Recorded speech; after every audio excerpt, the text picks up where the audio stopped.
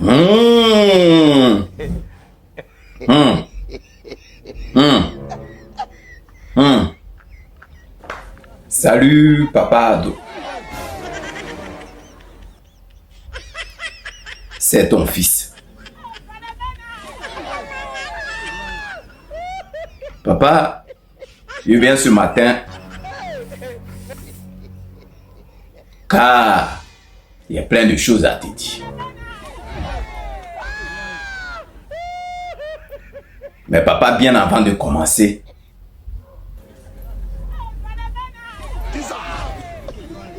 j'aimerais te dire mes félicitations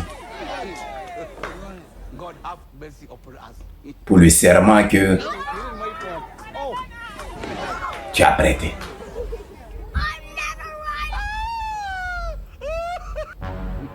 Même si les jaloux ne veulent pas reconnaître ton statut, mes félicitations quand même. Adama. Serment la même étonné. On peut prêter serment visage serré comme ça. Bon bref, papa, c'est pas pour cela que je suis là ce matin. Mais papa, il y a un truc qui me fatigue. Papa, vous n'avez plus pitié des gens. C'est-à-dire, ton pouvoir là, c'est devenu maintenant à manière. Il n'y a pas de pitié dedans. Même les traites même là, qui se sont ralliés en douceur envers toi là. C'est-à-dire, tu n'as pas pitié d'eux-mêmes aussi. Jusqu'à la dernière graine. Tu laisses pas. Ouais, le 4e mandat là. Je vois qu'on va le sentir même fort.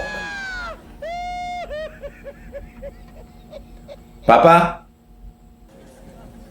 nous on était assis ici tranquilles. Et ton frère Anu est sorti ici pour dire non que rejeter les élections. Parce que pendant les élections présidentielles, il y avait plein de gens qui ont déjà et plein de gens qui ont blessé. Et ton frère Anu est sorti pour dire non. Faut les laisser, on va les enterrer d'abord. Et puis on va continuer le Niaka. Papa, tu as dit négatif. Et toi, tu vas aller aux élections législatives. Parce que toi, tu as déjà tracé ton plan. C'est-à-dire ta machine de tricherie là. Ça est déjà en route. Toi, tu ne pouvais plus faire machine en arrière. Donc ton frère Anu a dit, ah, dans ce cas-ci, lui, il ne va pas. Déjà, ton frère Anu a dit ça là. C'était se tirer la balle dans le pied. Et nous-mêmes, on a vu ici. Quand nos frères Anu a fini de parler, il y a des gens qui se sont rébellés. Et maintenant, parmi ceux qui se sont rébellés là, il y a un pour l'instant là, son dossier me plaît très bien. C'est de ça que j'aimerais parler. Mais bien avant de parler là, vous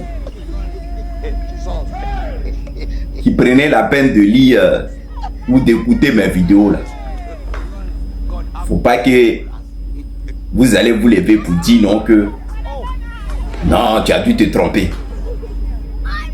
Donc je mets cette petite image là-haut là. Je vais la laisser au moins 30 secondes. Mettez vos lunettes, et puis prenez la peine de bien regarder. 30 secondes, j'ai dit. Regardez vous-même. Puis prenez la peine de lire. Qu'est-ce qui est marqué? C'est lui ou c'est pas lui? Adama.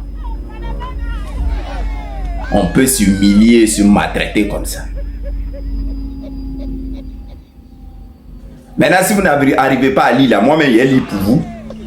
Et puis maintenant, il est venu m'asseoir sur lui, pour parler de lui. Donc, quand tu regardes bien, je ne vais pas tout lire. Je n'ai pas tout mis parce que si j'ai tout mis, mais c'est la liste des personnes, leur candidature a été rejetée au législatif.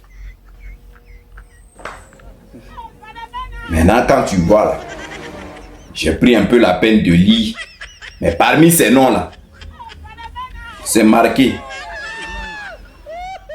Kipré, Stéphane, Ayema, Augustin. Dans la circonscription numéro 101, Bogui, Ezaïbo, commune et sous-préfecture. Ça là, ça vous dit quelque chose ou pas? Quand mon papa lui avait dit qu'il n'allait pas, et puis il y a un qui est sorti du nom de Stéphane Kipré. Puis lui, il a dit qu'il allait aller forcer. Parce que la commune sous-préfecture de Bogue l'appelait, Bogue Zaïbo l'appelait, que il ne le faisait pas pour lui, il le faisait pour cette population. Vous vous rappelez de lui, non? Bon, on dit non que sa candidature a été rejetée. Maintenant, moi, il est venu maintenant sur toi, maintenant, Stéphane Kipré. Vous pensez que le président Laurent Gbagbo, il est là pour s'amuser? C'est-à-dire quelqu'un même qui est assis là, il est avec vous. C'est-à-dire en 2025. Les histoires qui vont sortir en 2027, là, lui sait déjà. Mais comme il ne peut pas vous dire ça ouvertement, il essaye de brosser pour vous amener à réfléchir. Vous ne voulez pas réfléchir. C'est-à-dire pendant qu'il est en train de lutter pour vous là, vous derrière là, vous les mettez bâton dans les roues. Vous courez où il y a de l'or, où tout brille. C'est-à-dire votre idée, le combat que lui il était en train de mener là.